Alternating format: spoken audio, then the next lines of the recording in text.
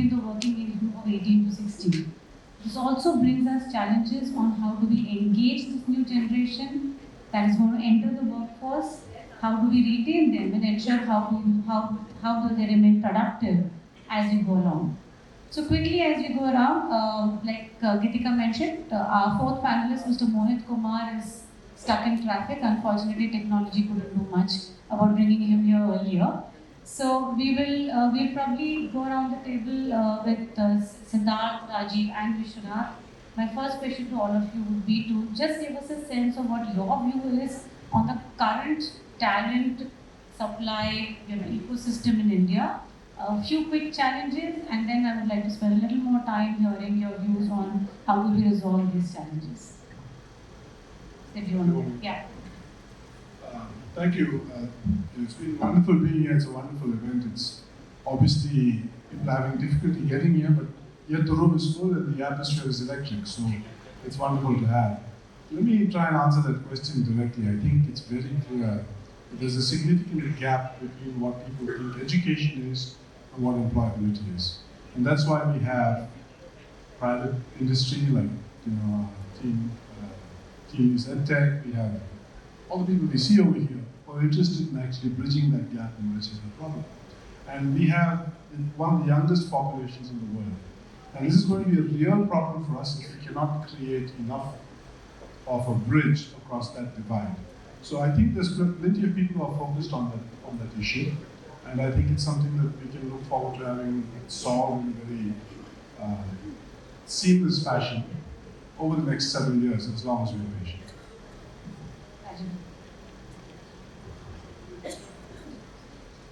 Thank you, Riti, and thank you, Team Lee's EdTech, for the opportunity, and it's great to be with all of you this evening. So, I agree with what Mr. Pai just mentioned. I've cut across various, I would say, industries: manufacturing, healthcare, logistics, and now education. So this challenge will always remain. There is never going to be a time where you will say that we surmounted the challenge, we met the challenge. This is going to be a game always that is going to be played differently. The good news is that we are becoming more aware now. The very reason we are all sitting here is a testimony to the fact that we are realizing that we need to move faster. And now, since I've been associated with different industries, there always has been a dialogue going on between the industry and the academia. Always. Now, what I notice, the academia is now standing up quicker, faster, and wanting to grab the opportunity. So that is why we are reaching out to the industry. And let me tell you, the future is going to be the place of education would be the industry, and the place of industry would be the education institutions. You're setting up labs. I think this will be seamless. If you maintain a distance education and then industry, it's going to be always a gap. So I think this is getting bridged. Many industries are reaching out to education institutions, opening up centers of excellence, labs over there, live projects being done there, and similarly, education reaching out to the industry, doing projects. I think this is where the thing is. The speed has increased, but if you ask me, the gap will always remain, because there is a layer called innovators who are innovating new technology. By the time the technology reaches the industry, it takes a few years, and then the industry starts a proof of concept, starts manufacturing, then it gets into the education line. So this gap will always be there, and it's a healthy thing. But we must move fast to go ahead. Yeah, I think just borrowing on that point, right? I do a lot of work with consumer-facing industries, and classically we looked at consumers in India as India 1 and India 2. India 1 are the evolved consumers, India 2 the aspirational consumers. If you look at the youth of India, I would say there are 3 Indias, right?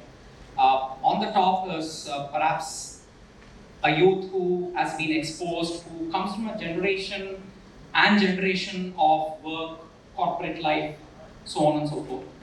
The second gen is perhaps the first generation formal educated person, not necessarily nothing to do with the social strata, right? But formally educated.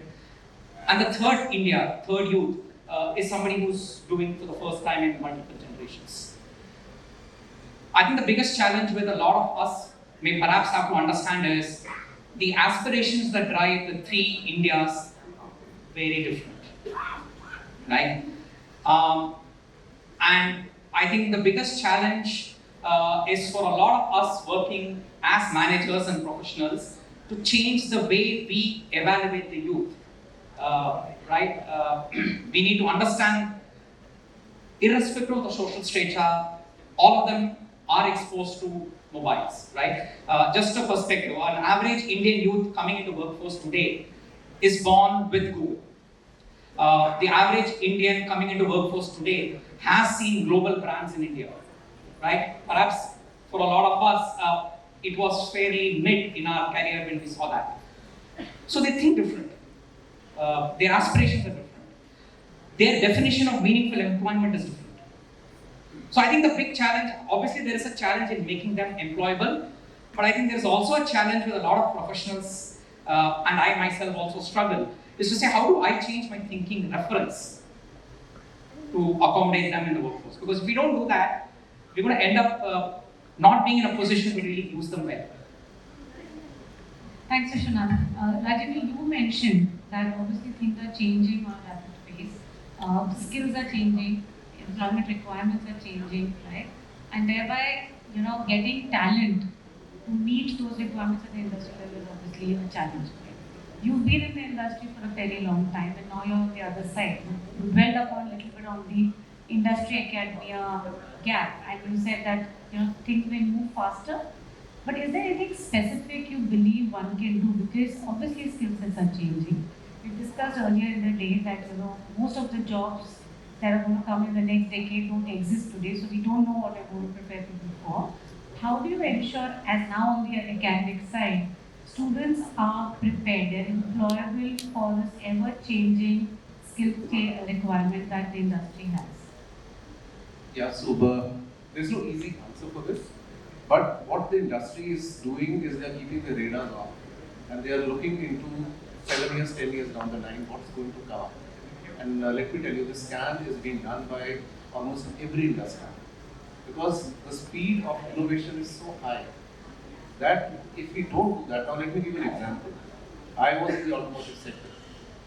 Now, there came a time 2 years ago, we had to hire or onboard optical engineers. Now, automotive sector had never ever had the need of hiring camera experts, lens experts, but now you all understand that every automobile has at least 4 to 5 cameras.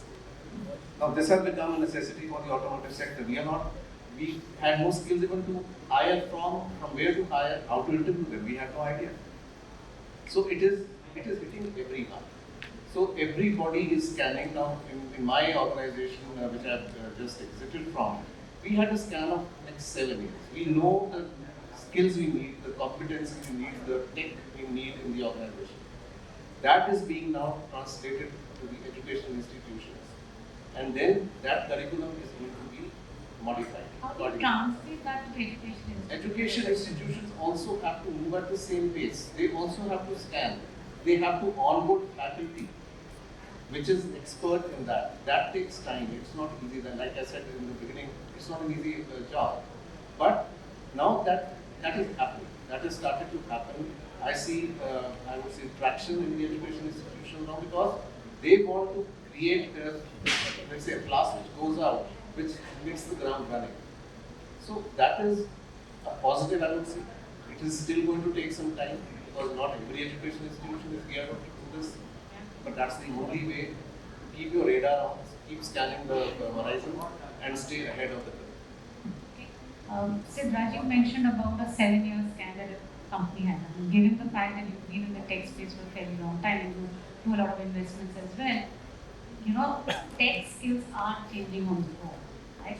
How do you expect industry to keep, being one step ahead of the change? And secondly, do you think, given that they're hiring very high volumes, can they deploy people from outside all the time, or is there a need for them to look at internal talent skilling as well? So I'll try and address that, because there are 2 or 3 different questions you asked. One is, make no mistake, even in the tech world, we have a snake that's eating its own tail. So let's, even before we start talking about artificial intelligence or large language models and so on and so forth, which is an entire discussion we'll take a moment this evening. Just take automation, for example. As we start to automate various tasks, the need for those people reduces.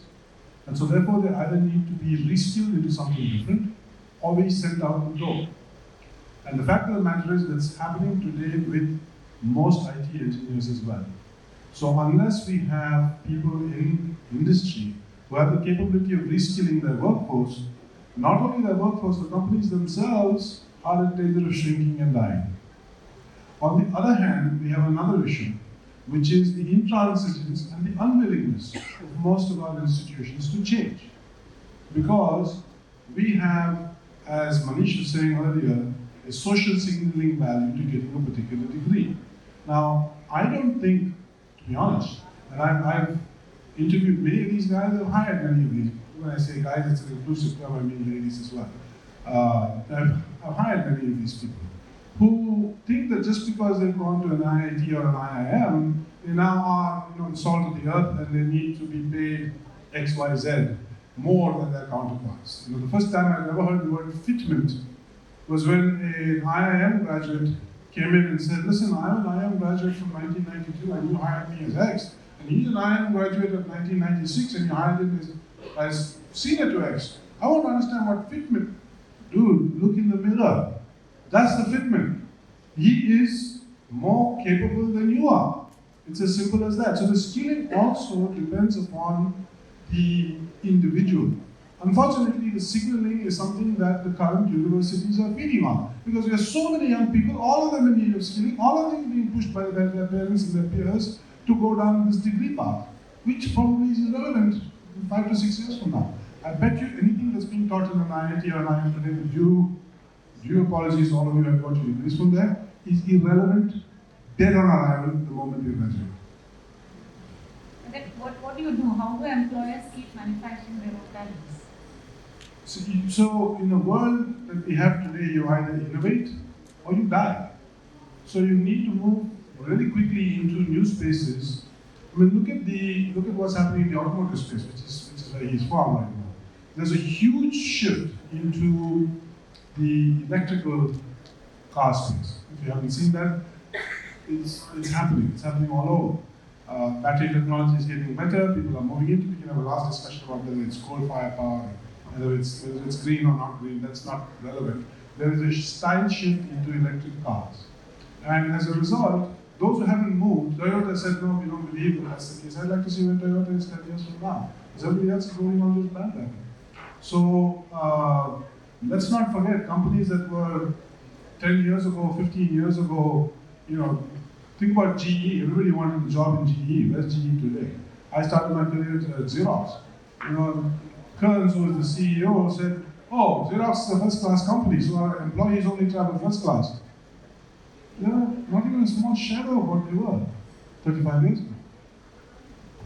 We were talking about this young workforce that is entering organizations almost on a daily basis, and there are obvious challenges to keeping them within the organization, keeping them motivated, keeping them employable on the go. And like I said, obviously organizations don't upskill themselves or their workforce, they're going to perish. And then how easy or how difficult it is, and what do you think, in your view, organizations need to do to ensure that this young talent is skilled, employable, and retained within the organization?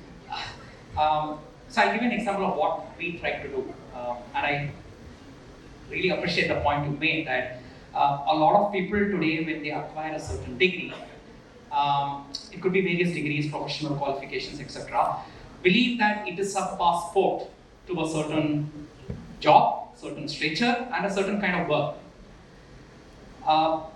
Some time ago, we realized COVID happened. We realized certain fundamental changes in the way we were thinking about our work. And that was a time, if you all know, consulting is a very rigid profession. How much ever we talk being agile, right from the way we dress to the way we conduct, we are a fairly rigid sector. So we were one of the first organizations globally. GT Bharat was the first organization to let go of the suit culture and said, don't suit yourself. You want to come in t-shirts, fantastic, but not round necks. But it's fine. So we had to let go of a certain way of thinking of engaging the workforce. Our entire induction, now we realized a lot of these young people can't sit through 5 days of induction. It's stressful for them, right? So we broke it, and now our entire induction is on Meta. It's gamified. It's in small bites because the people whom we hire apparently can't sit for 4 hours. So we have to gamify it, right? So I think I'm just giving you 2 examples of how we've changed with time.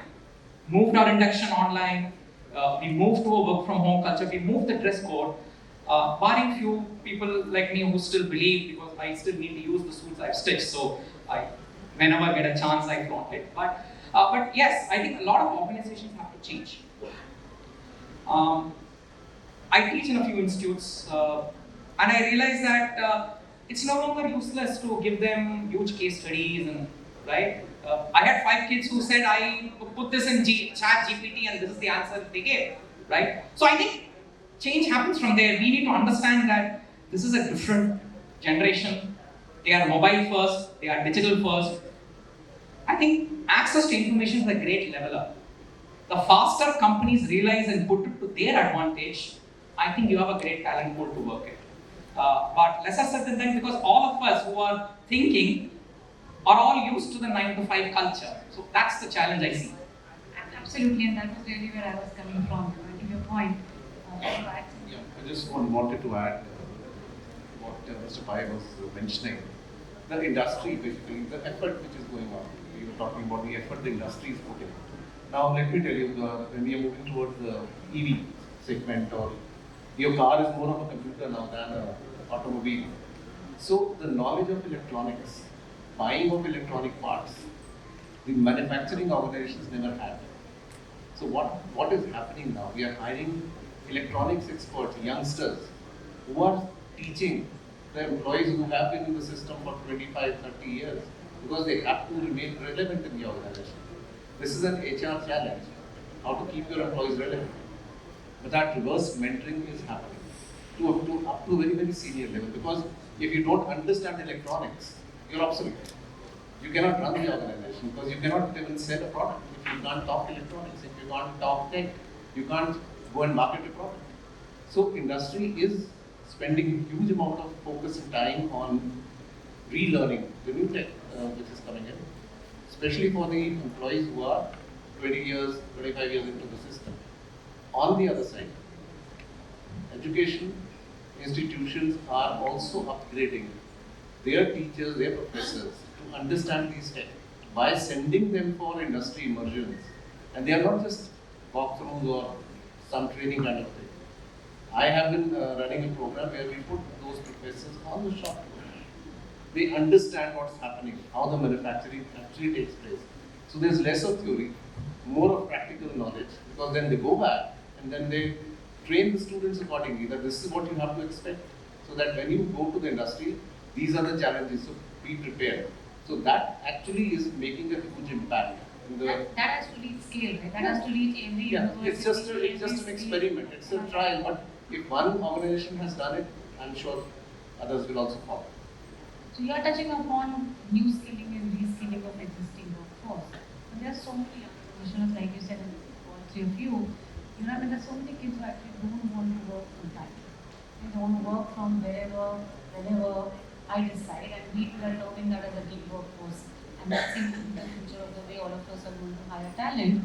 In your view, what is the kind of job roles that we look at?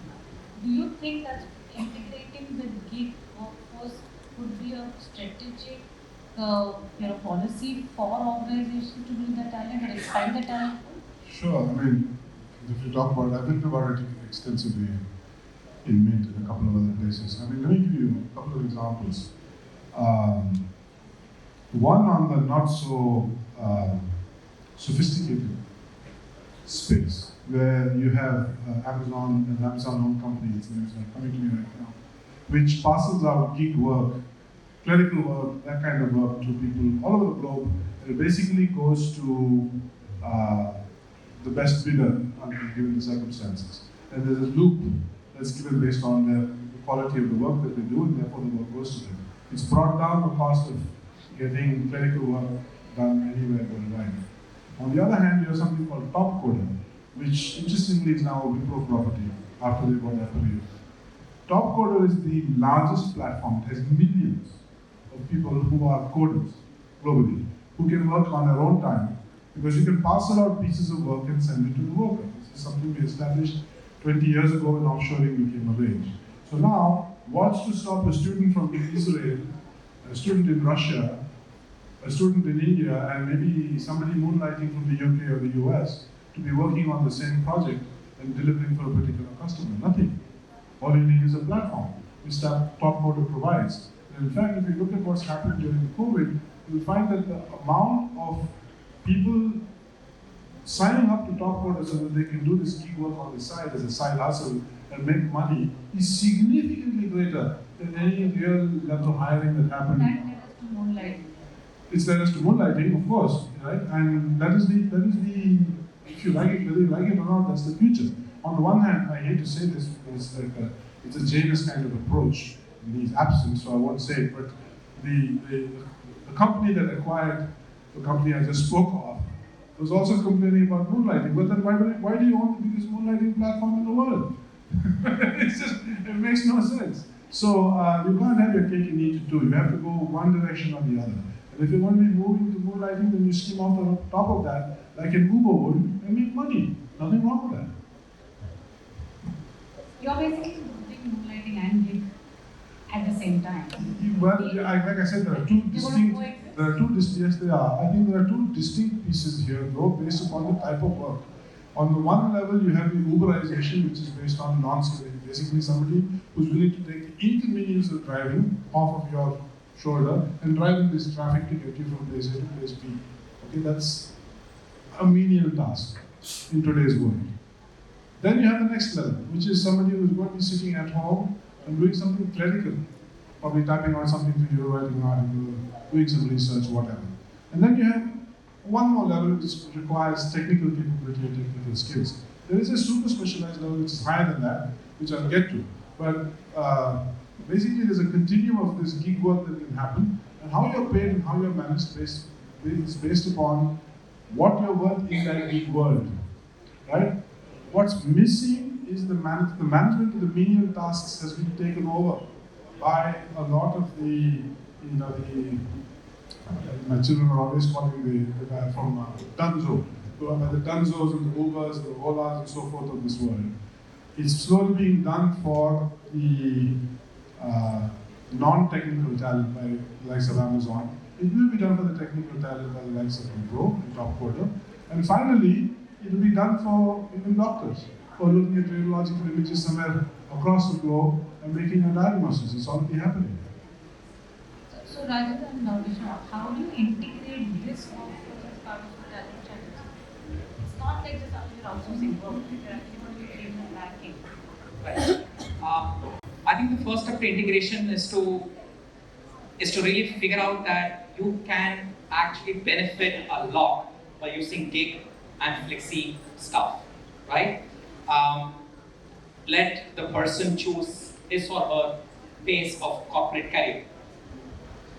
Let the person choose his or her way of working with you. Okay.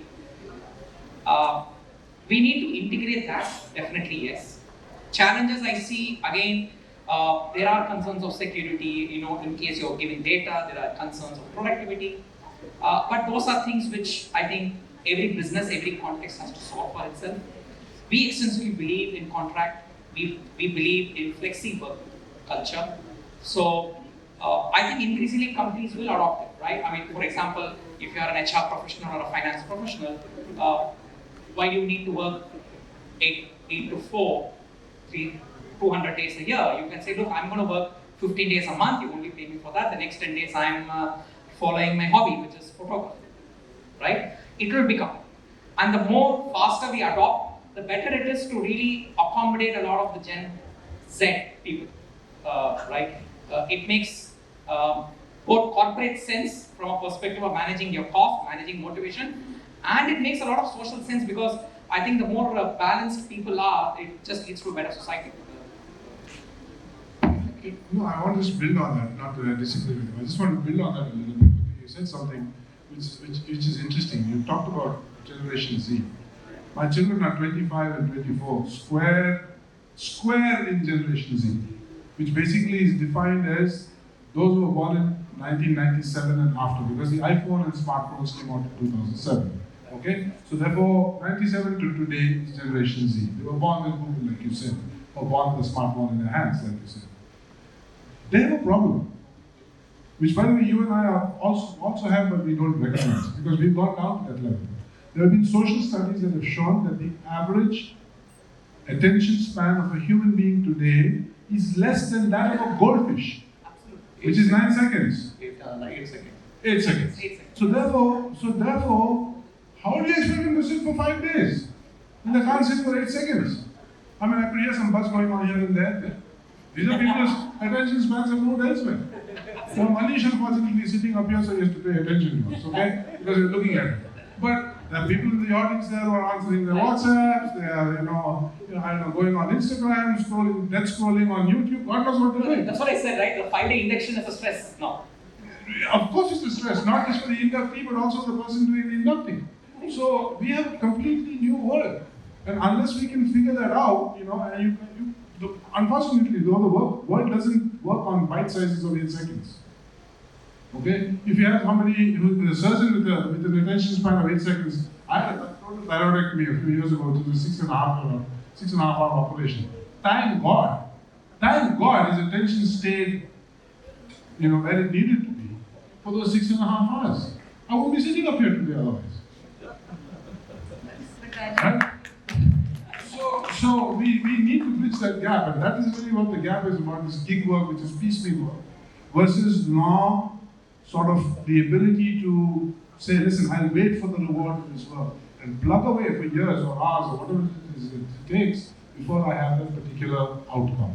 And I think that is the problem we are talking about, not anything else. Rajiv, I want to ask you where you're academic head right now, and actually let us know how institutes actually prepare people who are not able to learn beyond 9 seconds or 8 seconds, that attention span is very less, but we still need students to complete their formal education so that they become employable and they don't get a job. Yeah. So I think the institutions have to remodel their overall curriculum, the way they deliver it. The curriculum may be modified and all, that's fine, but the delivery methodology has to change. Right now it is more of theory, some practical, and some internship. I think the percentages have to move drastically. Theory would be 40%, 30% practical, and 30% internship, serious internship. बच्चों को class में बैठाना मुश्किल है. And we will have 40%. 40%. Right now it is about 70 to 80% there in the classroom. So please reduce that to 40%, 30% practical project work, and then 30% internship on the shop floor or in the hospital, wherever they are. So this is how the education institutions will have to manage. That is also not any recommending for all education. Yeah, that is the new recommendation also, and that will happen, and that will, I think, be a positive for the entire thing. Interestingly, he mentioned about the doctor, the attention span and all. So if you look at the gig workforce, number one, it is here to stay. If you read the new employment codes, it is now mentioned as a category. It is there. So which is a good thing. It is going to stay, fixed term employment is going to stay. So these are good things which are happening for furthering the employment numbers. But the point is, the gig workforce, the hospitals, the specialized doctors have been visiting various hospitals to conduct operations. Because one doctor, if limited to one hospital, has a limitation. So the doctors have been doing gig work for many, many years, decades. They've been going from one hospital to the other as a visiting doctor or whatever, visiting surgeon. Now it is there in law, it is permitted, and this is going to definitely, in a positive way, impact the employability and employment in the office. Talking about gigs, a lot of these young workers entering the labor market, would you or your organization be willing to make investments in skilling this gig workforce? I think it's already happening. Is it? Yeah, without a doubt. I don't think there's a choice. There's no way forward without this. I think there's a balance between making them ready from an education perspective. Like I pointed out, there is no economic incentive in India, and I'll repeat this. I know there are pro chancellors in the room. So, my apologies to you. But there is no economic incentive in India for universities to change. And the reason that that's the case is because we have such a young population and such an aspiring population, which are being pushed through the universities. So we have new universities mushrooming up everywhere and charging whatever it is they want. Or pre-universities in Kota, Rajasthan, so that you can go to IIT. We are an aspiring young society. So we will never have, at least for the next several decades, a lack of demand from a university perspective. You can chapa whatever kind of degree you want and give it to people and they will take it. But the people who are going to suffer it are the industry level. So if I am not going to take the time to train the people, I've just hired a young lady from a university in Gujarat, which is an interesting university. She's very, very bright, very capable electrical engineer, but she's moved into the investment.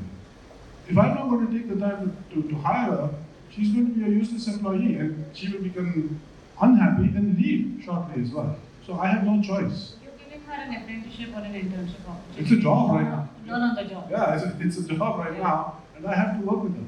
I don't have a choice. So I think at a larger scale, it's going to be true of anybody in automotive, consulting, or even for that matter in the field you move back into, which is education. So I make this dichotomy. I think with apologies, I don't think universities have anything to worry about. I think it's us as employers. No, so I just add. Universities want to continue the way they are. Sorry. I think the economic incentive. I know that's why we have a new education policy. That's why we need people like Dr. Mashev to come up there and be the beacons to help us understand where we need to go from a university standpoint and a skilling standpoint. It's right for the government to be actually doing it as well. But we must understand what we're up against. We're up against a population where, I don't know, I think it's 55% or 65% of our people are less than 20 or something like that. And if that's the case, well, what are they? They're not all working. They're all going to university. The Uber driver is trying to put his child through university. I will spend whatever money he can. So there is a ready pool of people knocking on universities' doors for seats. So they are not going to have a problem, even if they don't change the curriculum. All they do is chapa the degree and put it out. It becomes a social signaling, like Manish said, so that they can then move on to the next field. So I know I'm making a controversial statement, but I think that's economically that's the truth. Sorry, Yashwant. No. So I think taking on that point, right, would organizations invest, and I've been speaking to a lot of my clients across sectors, be it retail, be it manufacturing, core manufacturing, where it's not a very glamorous job, right, to go onto the shop floor and do foundry or in a blast furnace oven. Everyone wants an IT job. I think three things are very clear, which is coming out pan sectors. Number one, everyone has realized formal education can only give so much. So a lot of these corporates, whoever can afford, are starting to say, how do we nurture this talent that we want fairly early on? So I know some corporates who are now saying, let us take them right from this internship, year 1, year 2, let's groom them, catch them young, tune in. Some of the retail organizations, I think 25 years ago, there was no real structured way of learning retail. So we had a larger training program for retail. Now that has given way. So there has now become very specialized finishing schools for people who want to enter into retail. So I was speaking to somebody who said, we hire people after their 12th and they go through this 1 year of training only on beauty retailing or only on fashion retailing, right? I think the industry has to do it. I like this idea when, I don't know, this is an idea which maybe I'm going to take. How do we also encourage the teaching professors to get more practical? And I really like this point because if they spend time, and I see this happen in the West quite a bit, right? Professors are there, they work in corporate, come back, they do this. And I think that brings in the bridge between theoretical knowledge, practical application. Maybe in the Indian system, I do not know whether it's feasible given whatever regulations, etc. we have. But if that can happen, I think that would be a great fillip to employability of students. The regulation is actually allowing universities to take professors of practice, which are Yes. coming from the industry. What you're saying is actually put professors into the industry. I think this is going to work very beautifully for us. That's a good step, and universities are doing it. They're hiring industry professionals or tech professionals as professors. So that is going to really, really help. So that's what I'm saying, that things are on the positive move. It will take some time, it won't happen overnight, but the movement is happening and it's positive. One larger question which we all must address when we are talking the overall numbers of employability and all is the mindset change. The mindset we all possess. So if I ask you a question that you've got a son who's in class 12, we always say that either become a doctor, engineer, or a chartered accountant. He says, no, I want to become an AC mechanic. What is your reaction going to be? The answer is, we will not allow that. Now the example I want to give, our mindset example. When you go to an expensive hospital, you take the appointment of the best of the doctors. The receptionist says, okay, fine, deposit 2,000 rupees as a consulting fee. You go and deposit. You come home and there's an AC mechanic to service your AC. He says, I'll charge 500 rupees per AC. नहीं, ठीक लोग बहुत ज़्यादा ले रहे हो. Why do we think that we have a right to negotiate with an AC mechanic and we don't have a voice when we talk to the receptionist of the doctor? Value of skill. That's the mindset we have. If we get out of the mindset, then everything falls into place. Every profession, everything which gets done, people will have a choice and they will be respected for that. It has to start from us. It has to start from us. I agree. I mean, my parents were both doctors. Okay, but they practice in a very different time and era. Today's doctors don't practice in the same time and era. Today we might say, okay, for 2,000, but watch. In just a few years, it's going to become like America, where the doctor is extremely afraid because he or she may be sued, right? So this is where we're headed. Yeah, this is where we're headed. That, unfortunately, the profession is not one I would encourage anybody to get into. But you hit on an important point. The traditional professions is what we're looking to do. It comes back to the university. If you look at the statistics today, there are only 75,000 engineers per year produced in the United States. In a country which has 1/3 our population. Do you know how many engineers we produce? 1.5 lakhs. I'm sorry, 1.5 million, which is 15 lakhs. Where is 1.5 million and where is 75,000? That's a 1:20 ratio. And that's a country that has, I would argue, more need for engineering talent than we do. So why are we producing, when we only have 3 times as much the number of people, why are we producing 20 times as much the number of engineers? It makes no sense. So that's why again, bad example, like thinking about, okay, I won't bring them up. An IT services firm which made say, oh, a campus interview and said, look, I'm going to give you 6,50,000 to join us, says 3 months later, because now things have changed, or guess what, we still have the job, but now the salary is going to be 3.5 lakh rupees. Guess what, 20 years ago we were paying 3.5 lakh rupees for people coming out of engineering school, going straight to an Infosys or a Wipro or a TCS or anything else. It's exactly what we're paying today. 20 years later. So think about it. What's the point in getting an engineering degree? Somebody has to wake up. One more point on employability, and I think you had a very strong point, right, Mr. Rajiv? We need to look at, I think in the 60s, 70s, we looked at this whole diploma concept, technical training, vocational training. Somewhere over years, I think it's got eroded. Polytechnics, it's got eroded. It was a very functional, employable skill set, right, across. Maybe it's time to think whether some of those can be created. For example, today, do we have a structured mobile repair training technician course? Because everyone has multiple mobiles, a lot of us repair our mobiles, but is there a kind of a bridge training for somebody who wants to become mobile? Because, right? We just need to think on those as well. Basically integrating skills along with degrees for better signaling value. Absolutely. I think we have about 5 minutes, and if there are any questions from the audience, we just leave it open and then we can find out. Thank you.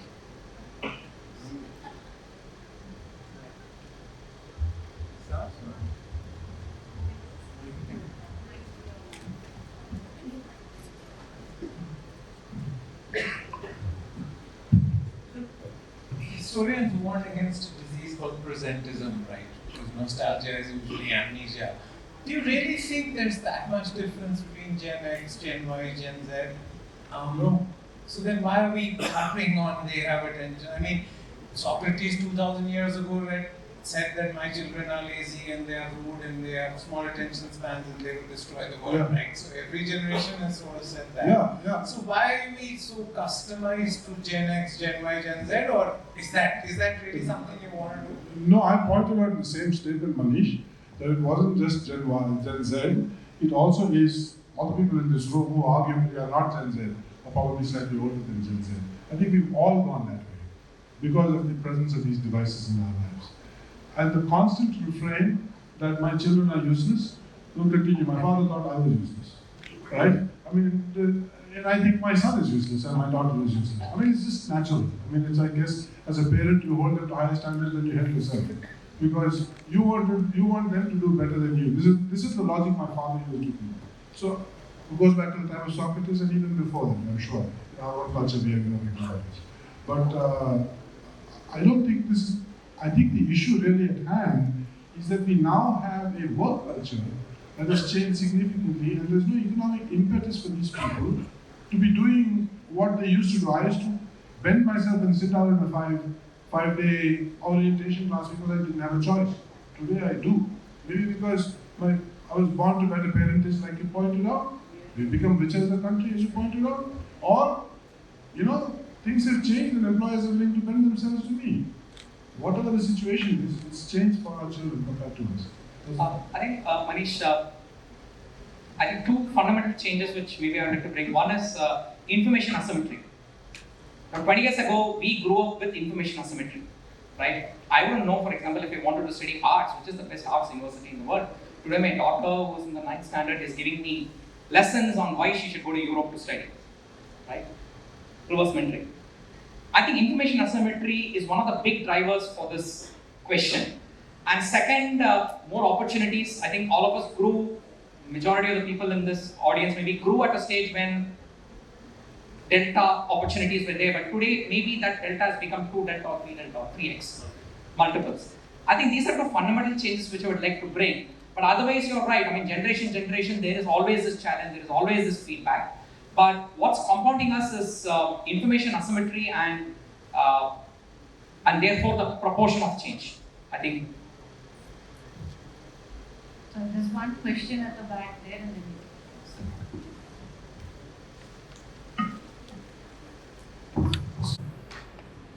Hi, good evening. My name is Sagar. I'm HR in Bristol Mahindra Group of Company. So, while we're discussing the building the talent supply chain of the future, I would like to know panel's view on that how do we, meet the talent supply chain need for the present time, right? Because this is a current challenge which we are facing. Like, I'm sure in the future we may or may not face. And there are three versions of workplace are currently there. Some are remote, some are hybrid, and some are return to office kind of a setup.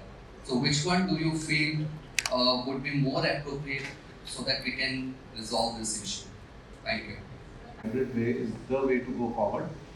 Now, again, it depends on the industry type you're talking about.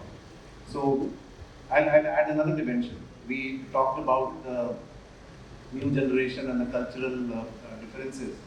So, getting everybody to the office is a challenge itself. Now, COVID has long gone, but I think people are still working from home, and that's what they have come to expect. So the organizations are now remapping their work scenarios accordingly, because if they don't, they are going to lose talent. So that's what's happening around the world. Now let me bring you back to manufacturing. Now manufacturing runs 6 days a week. Now the kids who have never ever gone to any school or university or a college on Saturday are suddenly expected to work on Saturdays. Now that's a big shock for them when they enter the industry. So this is one major thing, because the manufacturing has to work on 6 days. They cannot shut the plant. There are continuous operation plants you cannot shut if they are running even on Sundays. So these are some of the practical issues which the technology will not solve. We have to find our own ways, and that is exactly what we are trying to now grapple with. And organizations are now going to remap, and they are already doing that. So in a nutshell, the challenge, what you ask, will always remain. I mentioned the gap will always remain. There will never be a golden day that we say, okay, fine, our talent needs are done, dusted, now we don't have to worry. That time will never come. We always will continue to run. We have been running. We will continue to run. The only thing is we should run faster so that the gap reduces. That's all what we can do. And Mohit, welcome. Finally, no. And My apologies, sincere apologies, and it was a good taste of Mumbai traffic in dreams. we unfortunately did not think about the hybrid way of doing this event. Otherwise, would have probably got you. And I missed all the perspectives. Yes. But since we've had a conversation, about the topic, and there was a couple of questions, if you would just want to tell upon what you are doing very quickly at Employable on, just building the talent supply pool currently, and what's your plan for the future, what's your strategy for this? Sure. Increasing the pool. Yeah. It's a wonderful topic and very relevant for any of the business leaders and any of the HR leaders. So our job is to building talent supply line for future. That means we have to map the future. What is the ambition, collective ambition of the organization? For example, we have been a B2B company primarily, right? We are now moving aggressively into B2C. So if that is the future which is unfolding, then what is the kind of workforce that we'll need? What is the kind of talent that we'll need? We have a small presence in specialty arena. We are making it a big presence now in the specialty arena. So if that is a game which is changing, then what will talent it will require? From the smaller margin products to the higher margin products. If that is changing, what will be the investment in the R&D? That future has to map, and accordingly the talent requirements. So in our kind of business, the mapping has to be done well in advance, say 5 years to 10 years in advance, and accordingly working backwards. What will be the talent that will nurture and grow in the organization? And when we're talking about nurturing and growing talent in the organization, when we're talking about what is the ecosystem that we're creating for the talent, which will include what is the experience that we're providing to them with respect to the policies, processes, experience in terms of fairness to the employees, also ease of being an entrepreneur within the organization. So that is the ecosystem. What kind of leadership that you're building, what the kind of culture that you're building for them. That will be all part of the talent ecosystem for the talent within the organization. And also keeping an eye on the talent which is available globally in the open market. Again, what will work as a magnet for the talent to come and play their game in the organization will be what is the experience that you're providing to all the stakeholders. And we're talking about all the stakeholders, it is not only the talent to be, it is the stakeholders will be even investors, the stakeholders will be vendors, the stakeholders will be customers, the stakeholders will be the community around. Because that is all together the experience that you're creating that is building the employer brand for the best of the progressive time to come and work with you. So that is what I see as working on the future talent supply line. Just a last question, I know we are running out of time. At Hindalco, what percentage of workforce do you actually upskill and put them into leadership roles or managerial roles internally as against hiring from outside? Oh yeah, so we have a very clear philosophy of building the talent from within organically. So most of our leadership positions will grow. We do a extensive campus hiring. So as of now, around 25% of our workforce, manager workforce, is from the campuses. Having said that, we are very much aware that we need to have a diversity of leadership perspectives and talent. So we do bring in, so our ex-com team as of now consisting of people from outside the organization, 3-4, which is around 20%, and 80% is the homegrown talent. But very clearly our focus is on the homegrown talent. It's a very large number, but thank you so much, Mohit. I know I'm rushing right now, but thank you for finally making it and not turning back your vehicle. Thank you so much for having me. Thank you, Siddharth. Thank you, Rajiv. Thank you, Vishwanath as well for this wonderful, wonderful conversation. Thank you. Thank you so much. As we conclude this insightful discussion, I would like to express my sincere gratitude for your profound insights and thoughtful perspectives.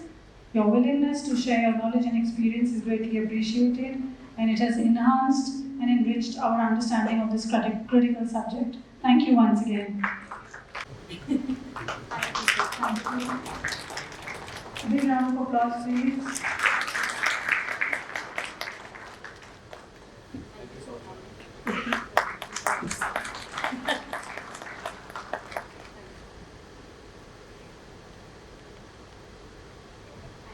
Thank you.